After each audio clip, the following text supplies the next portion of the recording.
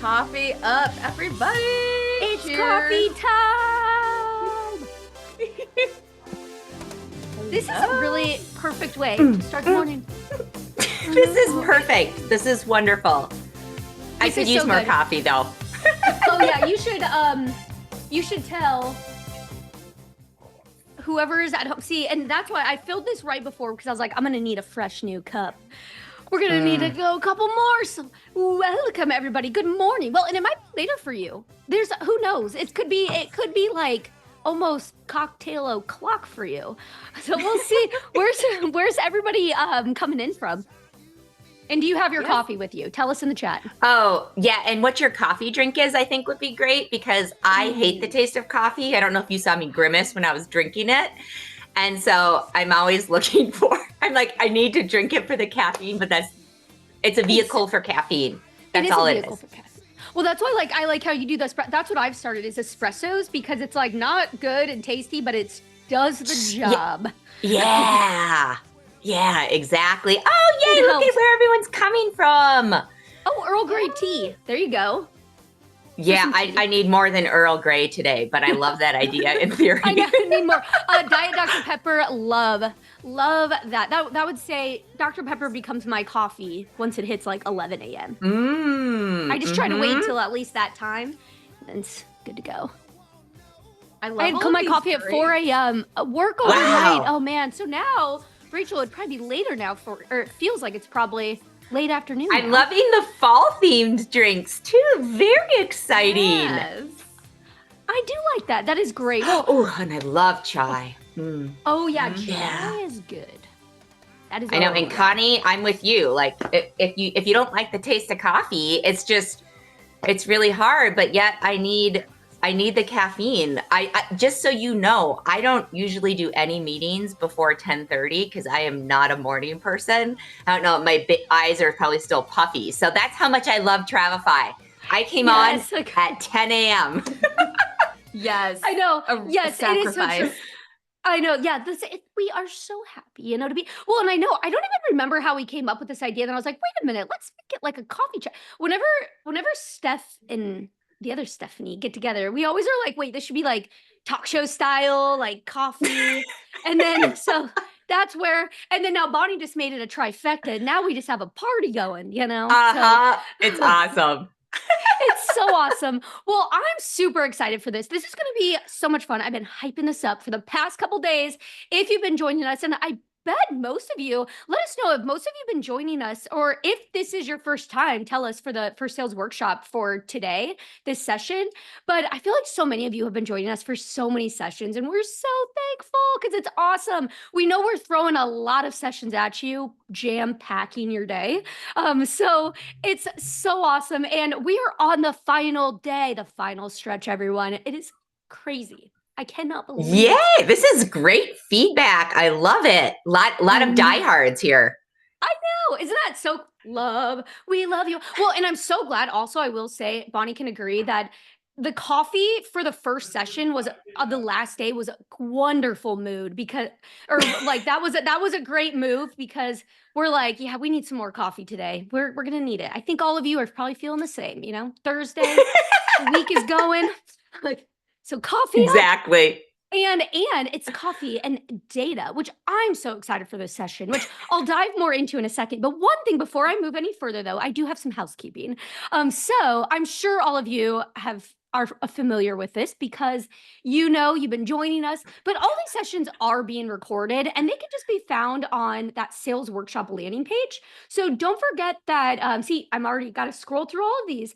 You can watch all the recordings from yesterday and Tuesday.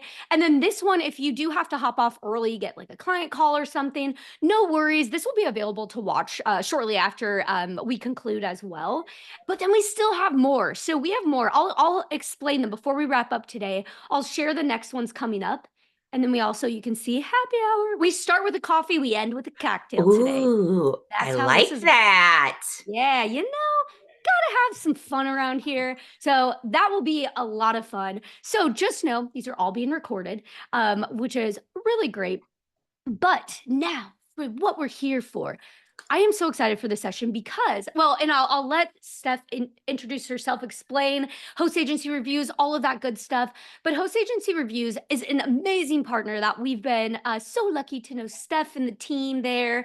And it's really awesome, but she'll explain more here. But so I don't want to take away all of the shine here, but they do these amazing reports every year that gives us such an amazing insight into the travel industry and all of you travel advisors to know what are you finding success in, what tools are you using, like Travify. So all the kind of things like that. But I had this idea when we were talking with Steph, we're like, wait, we really want to do something during sales workshop, and we want to tie it back to how can you use this information to, grow your business.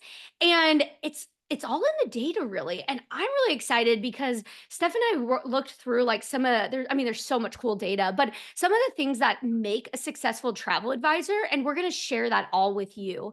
So I'm really excited, but use that chat. That chat, we're just going to we'll keep watching it. I know Bonnie, me, and Steph will kind of watch it, and we're happy, if you have questions or commentary, put it in there, because this is all just like a coffee chat. We're all hanging out, and really want to hear all the thoughts and all the questions and all that good stuff. But with that being said, Steph Lee, I am excited to welcome you to Sales Workshop and this session right now. But first, before we go any further, can you just share a little bit more about yourself if people aren't familiar, and as well as what Host Agency Reviews is and does? Yes. Well, first of all, thank you so much for having me on. I love partnering with Travify. It's always a blast. Steffi and I met at a taxi line in Las Vegas. However long, her and David were in line in front of me. I think that was like 10 years ago. And we've just hit it off ever since. I love making friends in the taxi line. Always.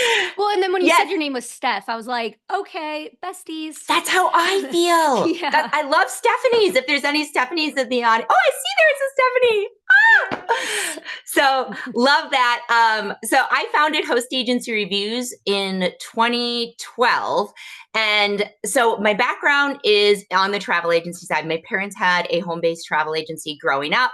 They started it when I was in high school. And so I've worked on the storefront side. They moved to a storefront maybe in like 2010 or something. I can't remember, mid 2000s.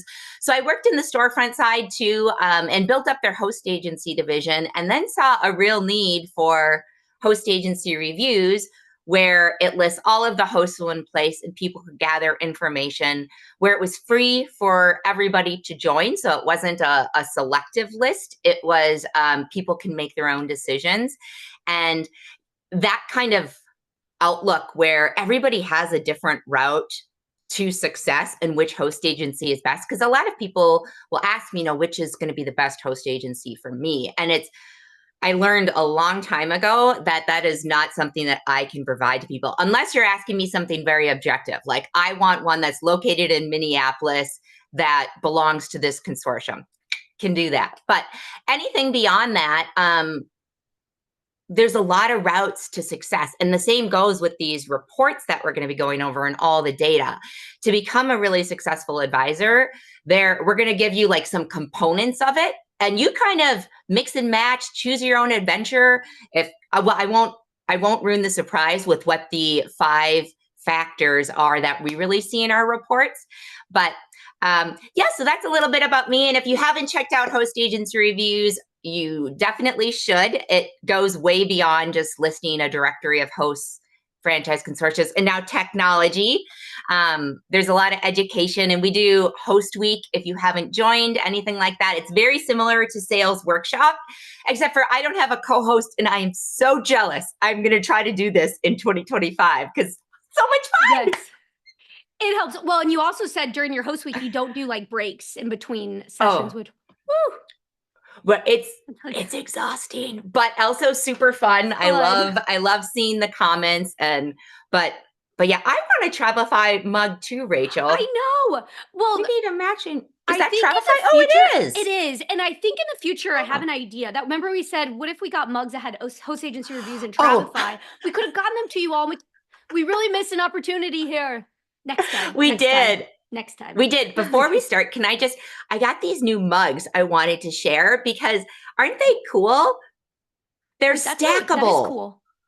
because we have a really small like apartment, and I was like, we need some stackable mugs. We have barely any cupboard room.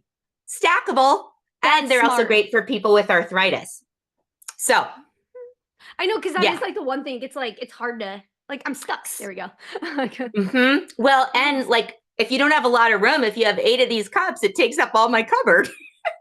I know, but really quick, we have to get to the very important things of, where did you get that? Where did it come from? You know what? Okay, it's called Carter Designs. Carter. I think he's on Etsy. I searched the internet high and low and have done my research for you. These are the only ones. Okay, good. Someone asked that, and we're like, all right, that's cool. Yeah. We'll have to look that up. Yeah, they're super, super nice. Oh, thanks for all the That's sweet cool. words in there. I'm so glad that HAR has been helpful. We're very passionate, just like Travify, about helping advisors and giving them the tool to success with, just by putting out education and resources.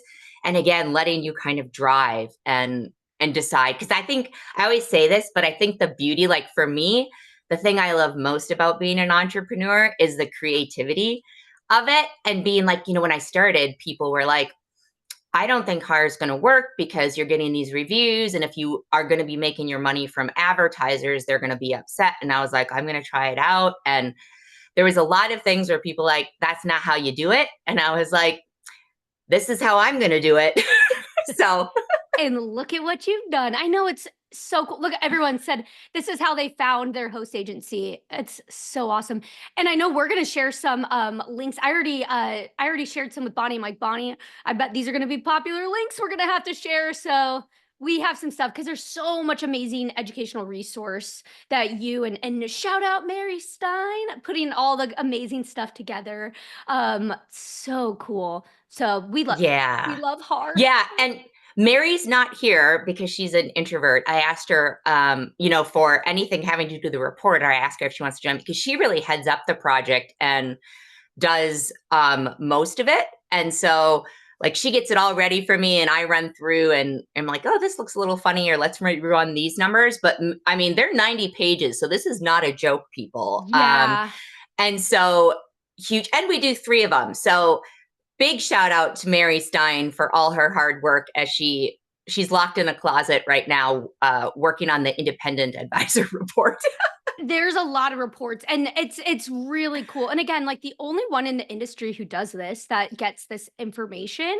So Yeah. it's so awesome. Well, with that, this is why this gets so exciting. Shall we present to everybody what are the top, 5 things that you found 5. based, like literally data-driven results here of what made a successful advisor? So I'm going to go to that slide, and Steph, I'll let you take it away. Here it is. Perfect. Okay, so there's a lot of different sections in our reports. And when we look through it, we do a lot the income section, we look at income in a lot of different ways, because if we're just to give people an example, there's a lot of new, specifically for the hosted advisor report, which is where 90%-ish of the industry comes in through a host agency route. So tons of new advisors in there. If we were to just take the average, it's going to be artificially deflated because of all these new advisors, because we all know it takes a little bit to get started, and a lot of people start out part-time. So, we look at it full-time versus part-time. Your niche, it's going to depend on. So we look at it by niche. So there's a lot of different ways we look at it. And these are the areas where we saw really big changes in people's income based on how they did this. So the first one is building a team. And really, that's all about scaling. And this is just one of the ways that you can scale, but this is a very effective way to do it, is bringing on employees or independent contractors underneath you. And we'll look at the difference in income between someone that's a solo advisor and then someone that's employees or ICs on their team. Because there also has been a difference in the past based on if you're building your team through employees or independent contractors. And I should also mention, independent contractors doesn't necessarily mean you're bringing on other advisors underneath you.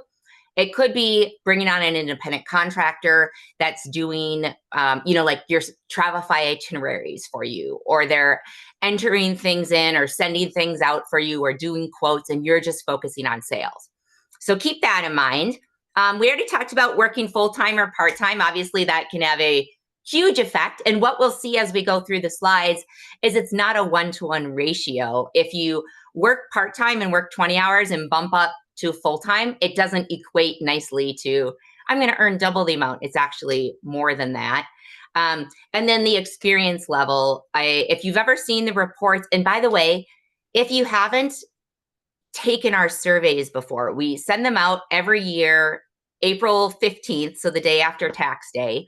And if you take the report or take the survey, you'll get a free report, which is really great.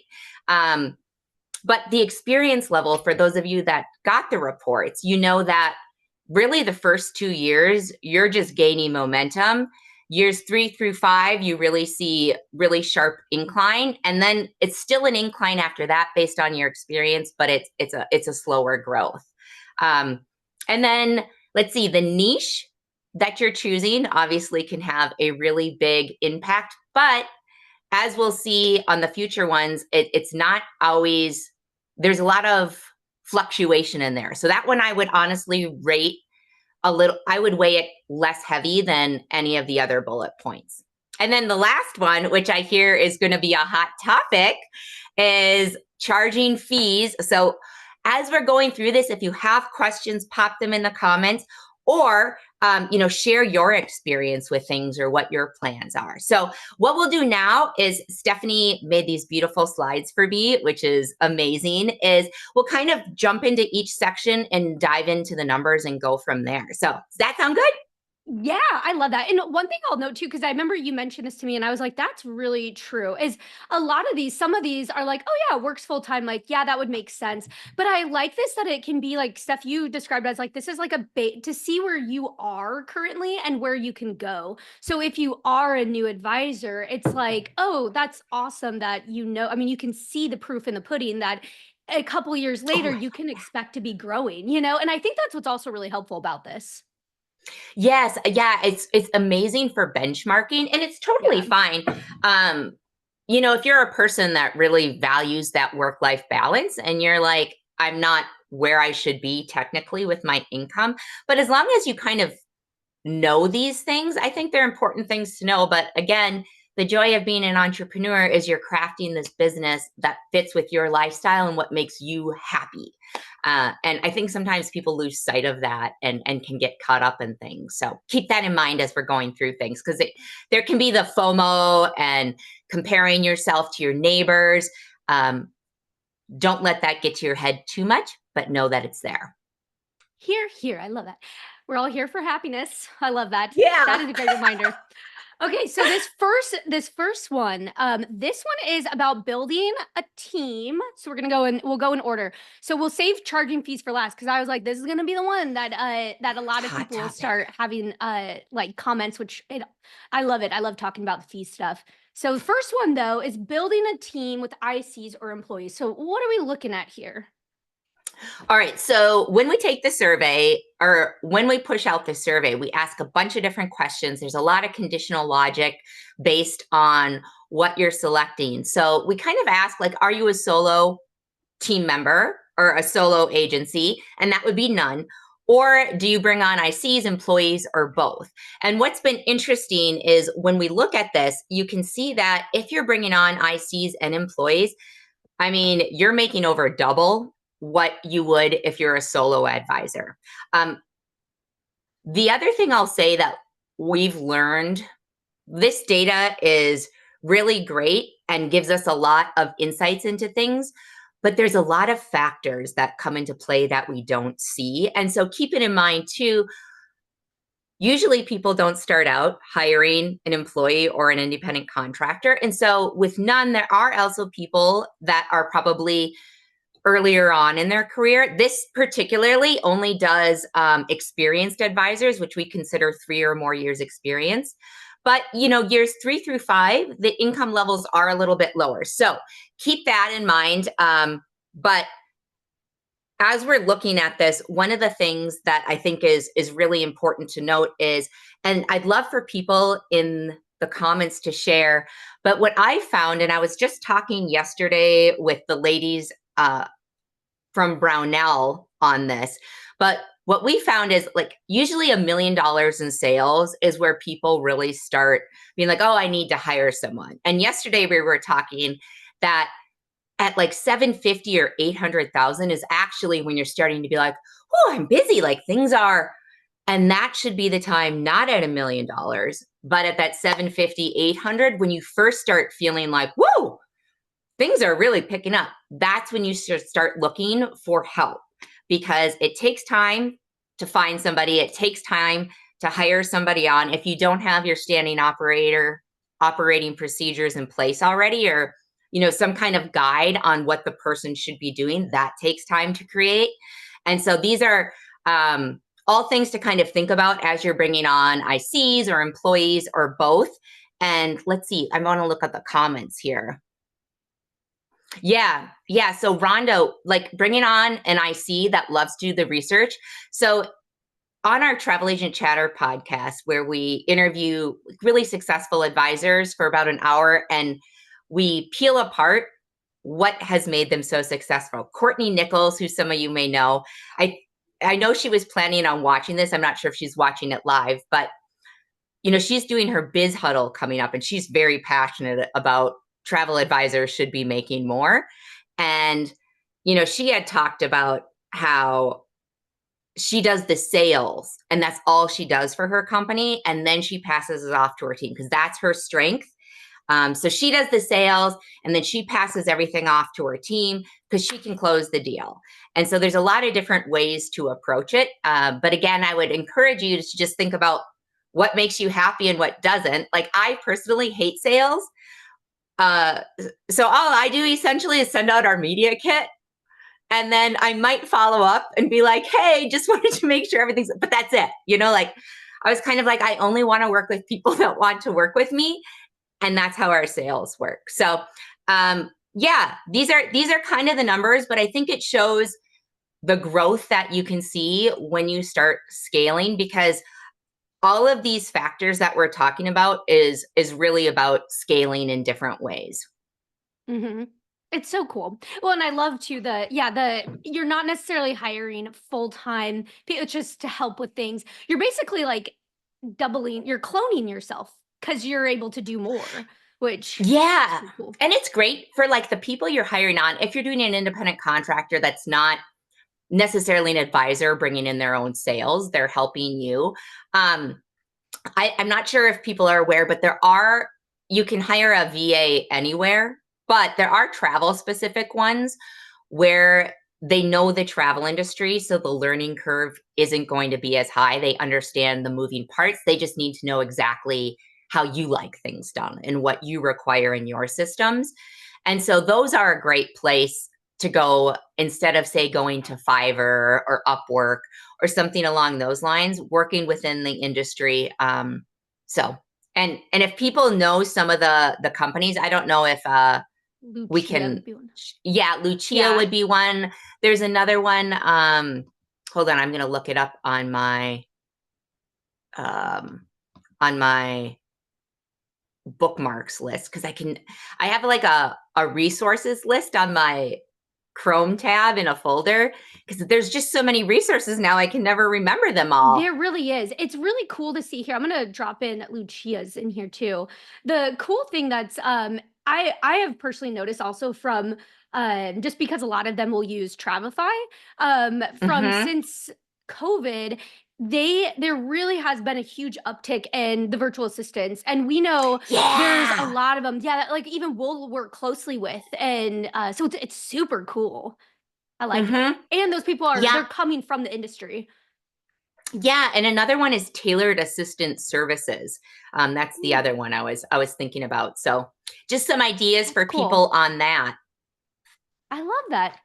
Well, okay, so this kind of goes into this next one because this next one is talking about those hours worked. So we talked about how, full time you will gradually always make more, but also you're basically giving yourself the more hours. But I love what you said. I'll let you explain this though, that like you would think it just doubles because you're like, oh, I'm just doubling my time. But it actually goes Yeah. higher. No, it's crazy. Crazy. Yeah. Like, so nuts. So yeah, with the full-time, part-time, again, just to give people, we have, we didn't put all the charts in this slideshow, but if you were actually looking at the report, you would see income over time in kind of this, the first 2 years. One of the things that I hear a lot of feedback from new advisors is I only make like, I can't remember what it is, $10,000 or $5,000 my first year, or like, year zero. And it's like, yeah, it's very difficult if you can't really rely on your income from your agency the first 2 years unless you have someone that's making a much nicer salary that you're living with. That's just the way it works because of the sales cycle. But the income between the full-time and part-time, and what's been cool to see as well, Stephanie, over the years, because we started these reports in 2016, and the reasoning behind it was, especially with the hosted segment, there was just a lot of misinformation about it. Suppliers at that time, suppliers weren't embracing hosts the way they do now. Like now suppliers are like, I love you, you're the greatest, how do we reach you? And 2016 was kind of an inflection point. But what happened was, with the suppliers, they actually, you know what? Let me back up a second. So before we talk about that, with the income for the advisors, we were looking and we're like, everybody's thinking the host agency model, everybody's part-time. And we're like, we know there's people that are part-time, but we don't know the percentage. How do we figure this out? So that's kind of the idea, the groundwork for the survey. And there's, ASTA used to do reports, and they do some internal polling still, but nothing that focuses specifically on hosted advisors and getting the word out about this growing. And now it's the way people come into the industry, the vast majority of them, but it's also the majority of travel advisors now. It's flipped. Most people don't follow reports the way I do, but it's really flipped from like 10 years ago. The Travel Institute had 25% of advisors were ICs. Now it's 75%.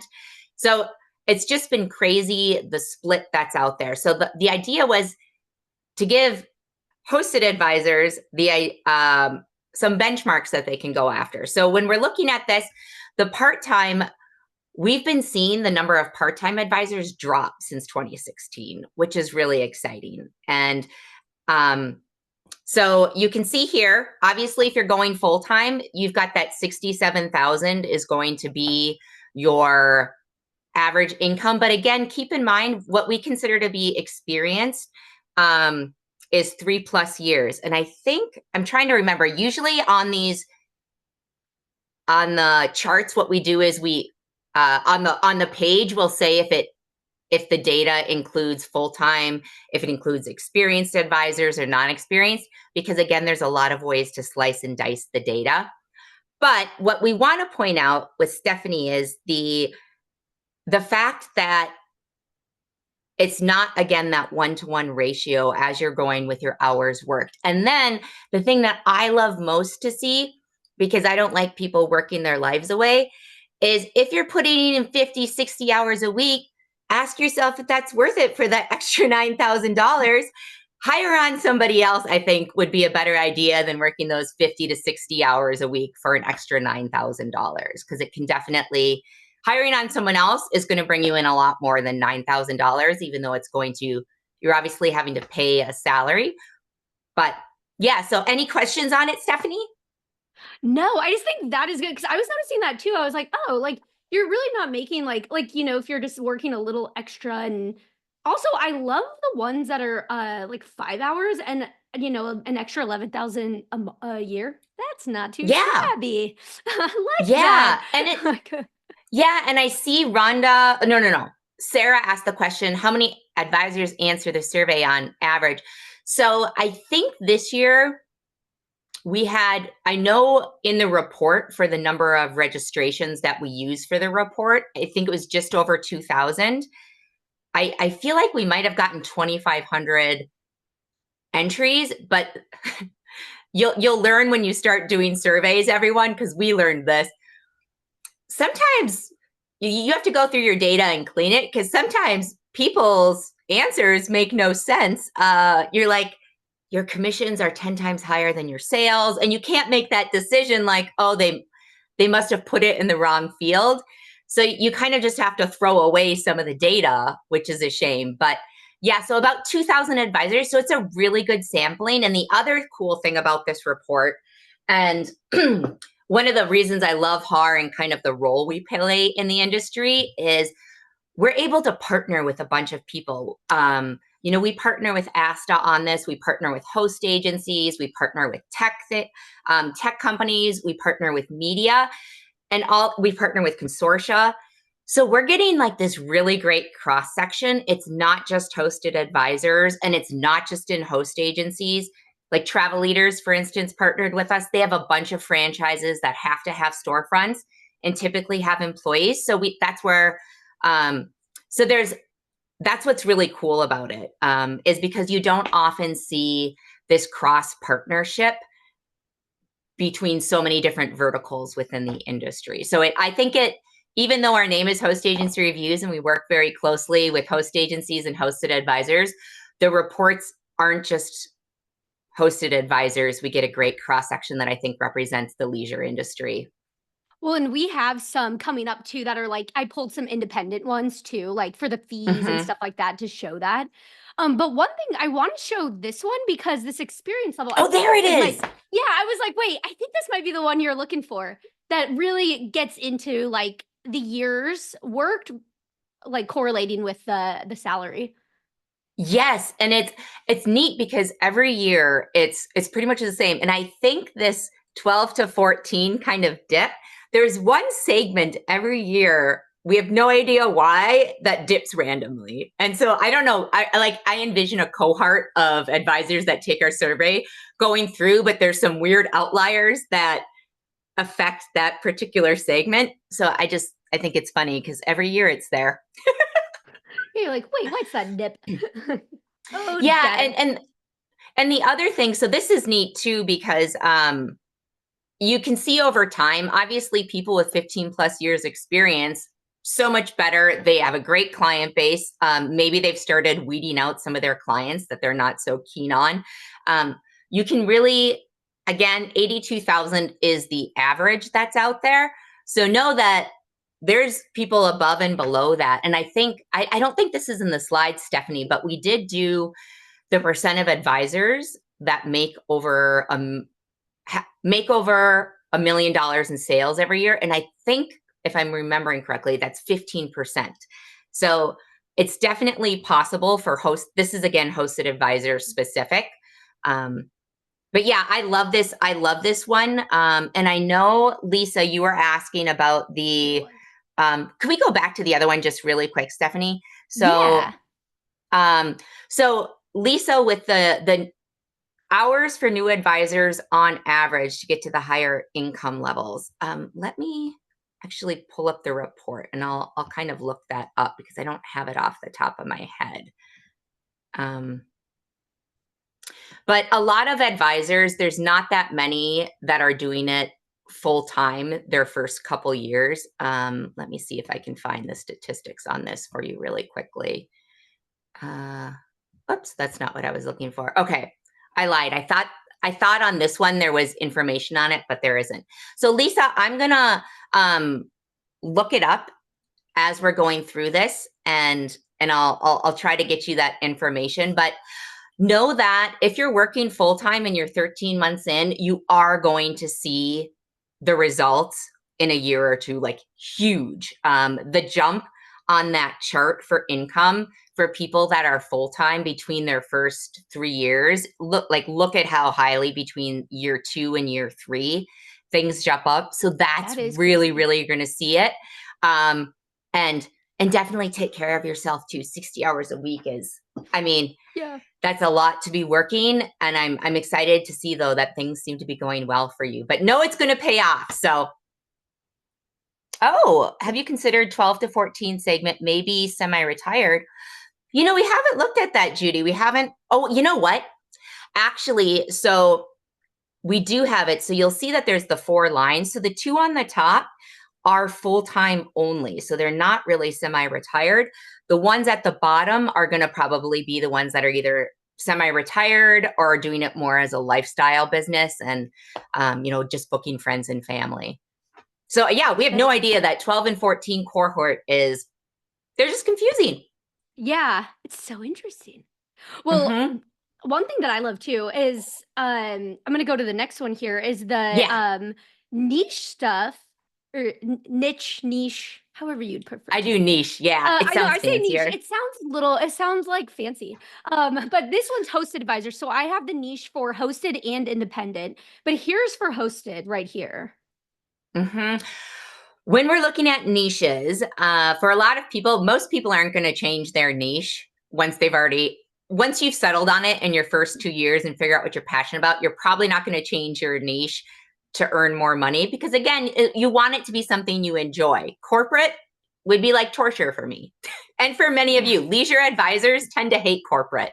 But I will say there's a lot of fluctuation in the niches every year based on who's taking the survey. But what continually pulls up on top is corporate and luxury. And corporate is always number 2 or 1, and luxury is always number 2.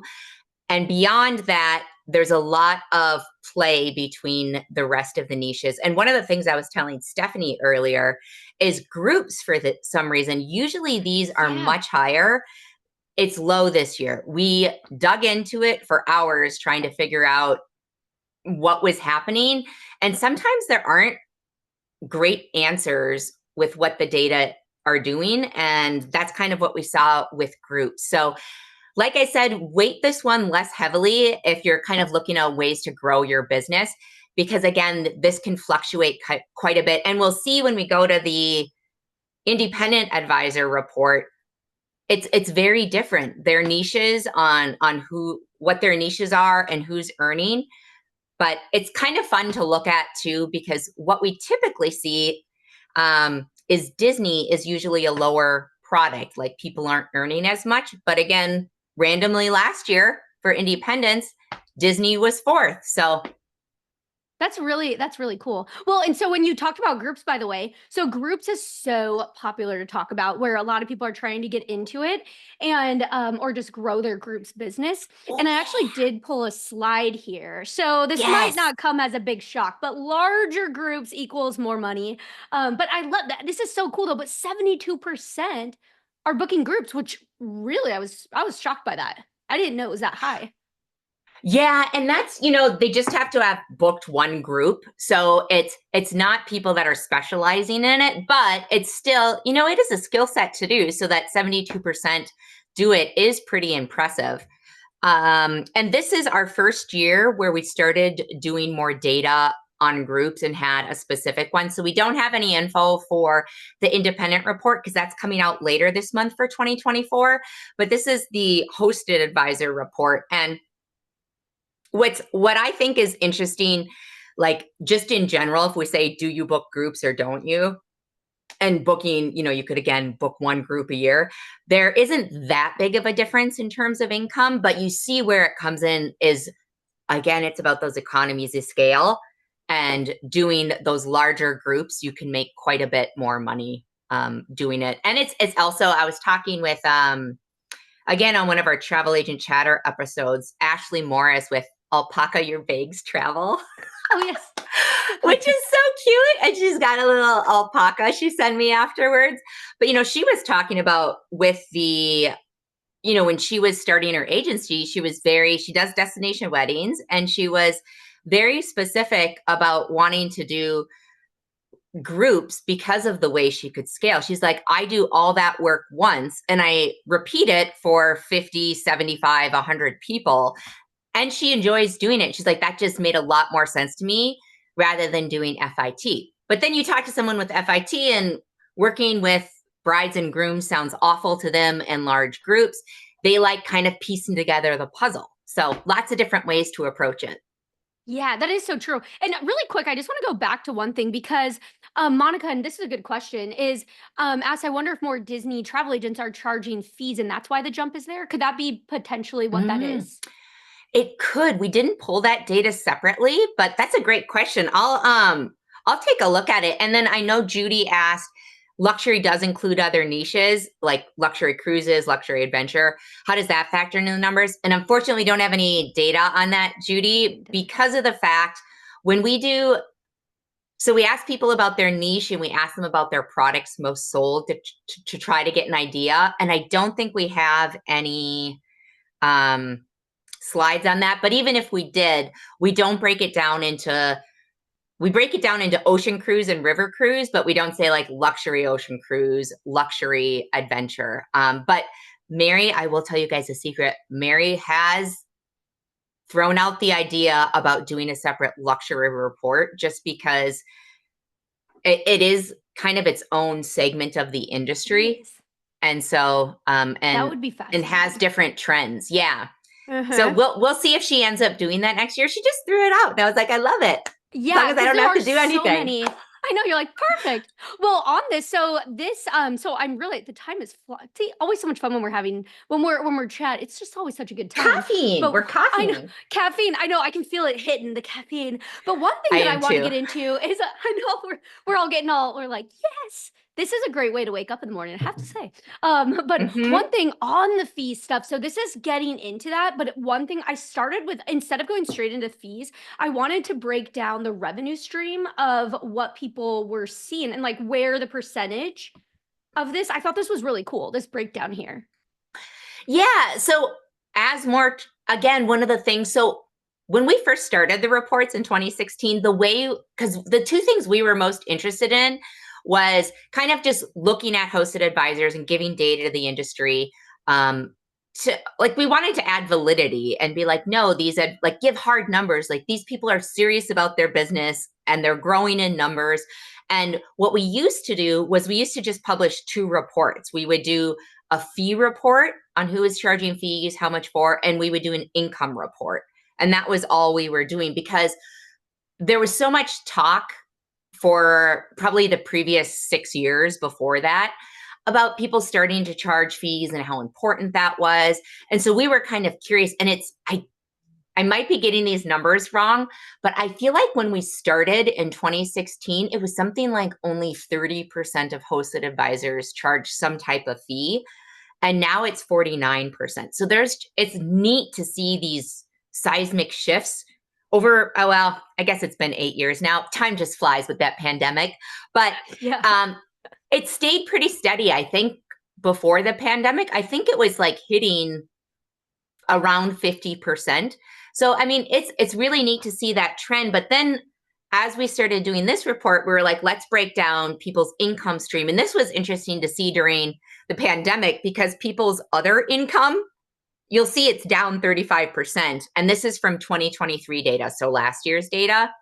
But during the pandemic, that shot up. Like, I think people were like hawking travel tchotchkes or something on the side of the road during the pandemic. I have no idea what was going on, but people were like, a lot of their income, that number was a lot higher because people didn't have the commissions coming in. So this is kind of fun just to look at how many people are charging things and where the income streams come in. So for you as an advisor, this is kind of fun because it gives you the ability to pull different levers to be like, all right, if I do my consultation fees, how much can that bring me on average? And $5,400. If I, you know what? Let me break down what consultation and service fees are, kind of how we define those for those that haven't read the report. So the way we define it, and there's some gray area in there, but we kind of say service fees are like the perfect example is an airline ticket. It's very transactional if they're just booking air only. And you're like, okay, I'll book that air ticket for you. It's $40. that's what we kind of look at as a service fee. The consultation fee is more for the people that are like, once you, we're going to sit down, we're going to have a consultation, a discovery call, and then my consultation fee is X. And typically the consultation fees are higher, which is partially why you see that the income from them is higher. And I think the next slide has, okay. Mm-hmm. Yeah, so here's kind of the number for hosted advisors. And I think one of the things that's interesting about this, and I'm just seeing, okay, so we'll go into the independents in a second, but these are interesting because we have the service fees are the most common, and this is just Steph thinking. I don't have any data behind it, but I feel like the reason that's higher than consultation fees is people feel really comfortable with the airline ticket type of charge. They get a little more uncomfortable. Oh, I am sorry, because I was telling the ladies today, I got this new camera and it, I don't know. Oh, now it's going all over. It moves by itself.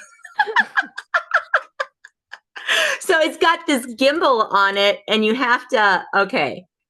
It's a little bit scary because, okay, now it's not moving. It goes by hand gestures and I haven't learned them yet. So I must have been doing something with my hands that told it to go crazy.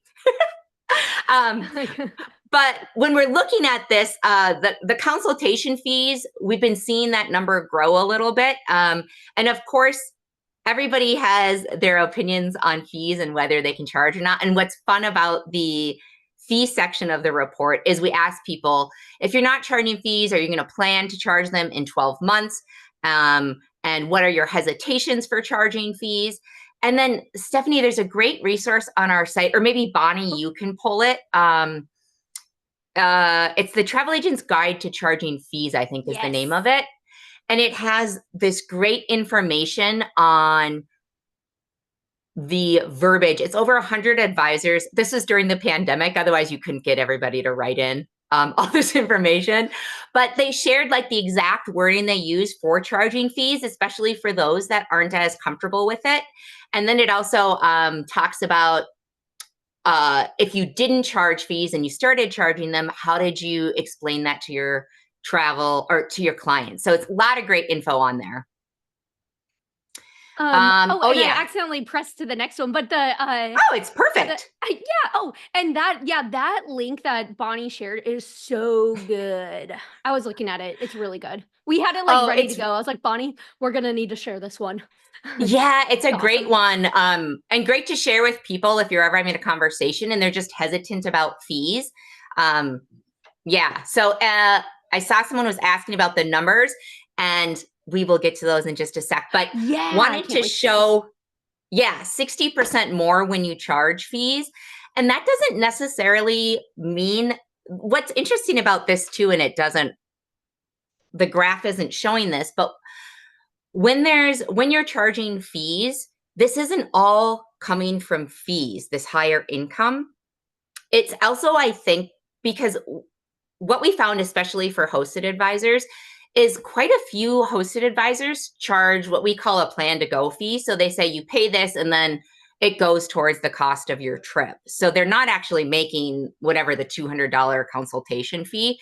So my theory, the Steph theory on this, not backed by any data, but my gut feeling is that the fees you're providing more of a comprehensive service, and the people that are coming to you because you're charging fees you're either upselling them or they have bigger budgets and they want to work with someone that they see as more serious, that's going to be more high touch, white glove, Oh, the link isn't working I'm not sure why that is. So wait, let's see. I'm coming into it. Oh, is our site down? Oh, what a terrible time for that to happen. What a terrible time. What a time. One thing really quick, just because I'm looking at the time and I really want to get to sorry, this I chat too much. Oh no, I do. We're yappers. That's what Bonnie and I are always like. We just like to yap. So that's why we do webinars. This works. Yeah. So it's awesome. But this slide though, you should screenshot this one because this is so good. Because this question comes up to us all the time. Whenever we start getting into like fee stuff and people want to know, because I would think the same. I'd be like, well, wait a minute, what do I charge? Like, how do you start? Like, how do you know a number to choose? I thought this was really helpful in here. Yeah, this is really intense and incredibly helpful. So one thing I'll point out, because I know we need to keep moving, is I wasn't familiar with this. Maybe some of you are familiar, but the IQ range. So to get people in a diet, this is something they'll use in like statistics and analytics. And what it essentially means is if you look at the percentiles, it's between the 25th percentile and the 75th percentile. So it's kind of catching where most of the fees would be, and it gives you kind of an idea of a range that's most common within there. And then of course you have the median, but yeah, screenshot that because it's lots of great information on the percent that charge fees, what they're kind of charging for. Mm-hmm. And yes, the site, yes, that will get. I sent a note to the developers already, so. Oh, it just came up for me. It just did it? Oh, yep. Where we launched. Well, we'll get into this, but we launched our travel agency software profiles, and they're fixing a lot of bugs and deploying things, and so it's been a exciting crazy past time. couple weeks. Well, and oh yeah, we know how that goes too. All the site stuff, and I'm sure you have a website, and then people are like, what is this? Oh, okay. So really quick though, Angelica asks, very new to the industry, what is FIT? It's a good question. Yeah. So it depends who you talk to, because some might say it's foreign independent travel, some say flexible, but essentially the simple way to say it is it's not a package deal. It's something where you're putting together the package, or you're working with a supplier that's helping you put together the package. So they may want to stay in different hotels across Europe, and you're picking those out, and you're picking out which tours they want to go on. You're doing the drivers. It's a lot more manual than if you book a package where it all comes together, and yeah, much easier. It's usually something that people don't get into until later in their careers. But as a weird note in the reports, what we've been seeing is more hosted advisors that are new are getting into FITs, which we've never seen before. Interesting. Huh. Yeah. That is really interesting.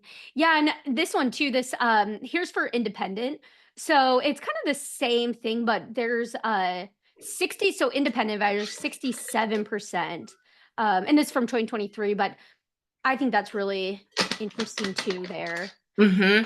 And I think for Travefy, so we did our own survey, but we did it last year, I believe, and it was about 49%. It was pretty on par for what you're seeing, I think. Oh, interesting. Yeah, so it was pretty similar, and it's growing. I mean, as you mentioned, like over the past 8 years, but especially from COVID, because a lot of people just realize like, uh-oh, I can't rely. Like if something happens, then need to have a fee. Yeah.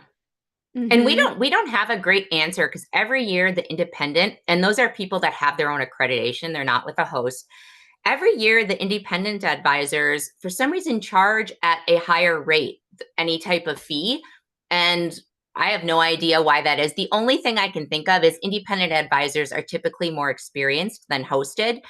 And so that's the only factor that I could really think of. And yeah, that is really interesting. I'm also putting I'm going to, so Yolanda shared a really cool thing too. Like, so people are talking about the fees, like and like the psychology between like numbers and stuff, which is always so fascinating. Oh, and then Curtis asked, so on the FIT stuff, any idea where FIT income lands in the previously displayed niche? So let's see, let's go back to that. Let's see. We have, so with FIT, let me see, because sometimes I get confused, to be honest, between our I feel like sometimes I get confused because we have the niche, like I said, and the products most sold. And I don't think FIT is in products most sold. So I don't have any off the top of my head, Curtis, but if you want to drop me a note, I can try to find some information in the reports and get back to you. My email is Stephanie with a PH at hostagencyreviews with an S.com. With the PH. See, we spelled Yeah. it. Oh, good. Site's back up. Sorry, everybody. It's back. Perfect. Just in time, because I have something to share with everybody since we're talking about host agency reviews. So, Steph mentioned this. So something they just started, this is really helpful for everybody, is I pulled it up. You started the travel agent software. So, always was reviewing host agencies, but now you can actually see like a company like us, like Travify, and see the reviews and get all the information you need, who we work with, who we're members of, all of that good stuff. But one thing that we're doing, and then Steph, I'll let you explain more about the travel agent software. But one thing that we're doing is it ends tonight. So at 11:59 p.m. Eastern, or could be Central. It's okay. We're gonna no give one's away, up at Travify yeah, waiting. No, we're not technically up. It's okay. So you could probably go a little after. It'll be fine. But tomorrow, Bonnie's going to be drawing 3 lucky winners to win a $100 Amazon gift card if you put a review in. So if you leave a review, Bonnie will put the link. There it is. And if you come in here, you just have to create or add a review in here. And then when you add your review, we'll see that. And also our whole team is looking at them. So it's extremely helpful and cool to see. I love reading them. Yeah, I fun. love reading them. It's been so great. So please do it. It'll submit really your cool. reviews. Yes, submit the reviews. And then and final parting thoughts too. Steph, is there anything else that you want to share about host agency reviews that they should know or go dig into and discover? Yeah, well, one, check out the travel agency software profiles and please leave a review for Travify. It has been so fun for us to see things come in because we, of course, work with the Travify team. We know it's a great company and a great product, but it's really fun to hear from advisors specifically on what they really like about the product because we don't work in Travify, so we don't really know, and we're not selling on the front line. So this gives our team a lot of feedback too on the things that advisors really like and what makes it unique. And the other thing I'll say is if you didn't take the survey, so you didn't get a free report, on the main menu bar on the top of host agency reviews, we have a travel research. I can't remember exactly what it's under, but there's a research area. If you click on that, there's a $99 for agencies that are less than $1 million in sales. It's a $99 for the report. You just have to email us and ask for the promo code. If you're over $1 million, it's more, or if you're a supplier, it's more. But because we're so grateful to all of the advisors that participate in it, and we're very, we love small businesses. So we want to make sure that this data is accessible to you because I know when I was working at my parents' agency, the reports were really expensive for us when we first started out. And when we created our reports, I was like, I want to make sure that these small businesses are able to afford this and it's not going to break the bank. So helpful. It is so helpful. I love it's really cool to dig into it. But also one thing too, if anyone, if you haven't joined our Facebook group, go join that. It's a Travify official Facebook group and keep the conversation going. We can help answer. I know there's some stuff that didn't get answered, but they're the type of questions that would really help as the community to answer too, like about fees and what people have found success in, how they started doing it. So ask those questions in there. It's really cool, really fun. And then once again, this recording will be available on the sales workshop page as well. But just one final thing. Well, okay, happy hour. We did talk about this one at the beginning, but join us for happy hour. It's today at 4 p.m. Central. It'll be fun. It'll be like Zoom meeting style. So we'll see your faces. You can chat. It'll be a lot of fun. So it'll be so cool there. But then before we go, we have a really fun session coming up after this. We'll give an hour break. But Bonnie, can you share a little bit more about the session coming up next? Oh my gosh, this is one of my favorite sessions, mainly because she pre-recorded it, so I know what's coming. But I love marketing. I love talking about pages. I think that's a really fun creative outlet, and I know that is for a lot of you guys.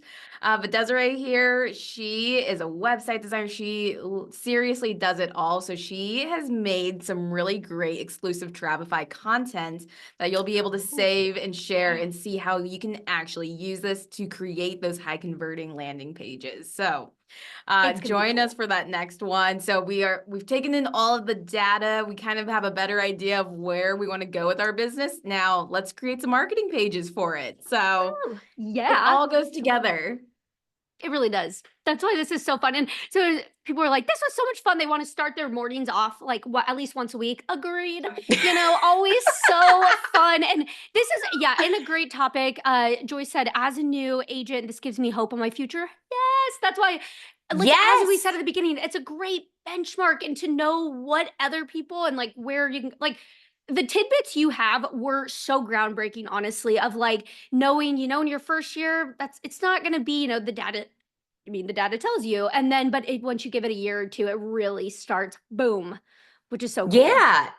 And for those of you that are in and didn't have questions, or if you're looking for specific things, feel free to go ahead and send me an email if you have specific questions. I'm happy to also be a cheerleader for you if you're newer and you're like, I'm feeling like I'm working and nothing's happening, because we have all been there. It's normal. The challenging part is everybody usually works by themselves from home, and so you feel very alone. But I will tell you it is normal, and will be your cheerleader. I love that. We are here to cheer you on. Woo! That's my cheer for the day. And with I love it. I know. And well, we're and with that now, you can tell the caffeine is kicking in now. It's so excited. But Steph, thank you so much for joining Bonnie and I. This is so much fun. Everybody else, really, really exciting stuff. And we're not done yet. We still have more. So really exciting. So we'll see you at the top of the hour here very shortly, everyone. Yeah, thanks again, Steph. Bye, everybody. Thank you.